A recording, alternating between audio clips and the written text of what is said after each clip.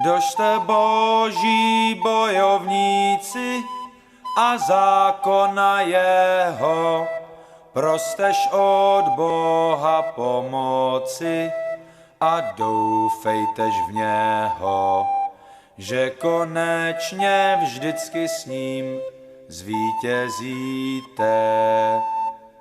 Kristus vám za škody stojí, 100krát víc slibuje, pakli kdo proň život složí, věčný míti bude. Blaze každému, kdož na pravdě sejde, ten Pán velíť se nebáti záhub tělesných, velíť i život složiti pro lásku svých bližních.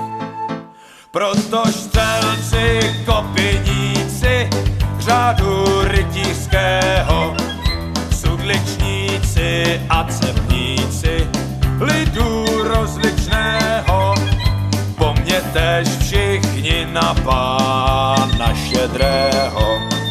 Dávno Čechové říkali a přísloví měli, že podle dobrého Pána dobrá jízda bývá. Nepřátel se nelekejte, na množství nehleďte, Pána svého v srdci mějte, proň a s ním bojujte.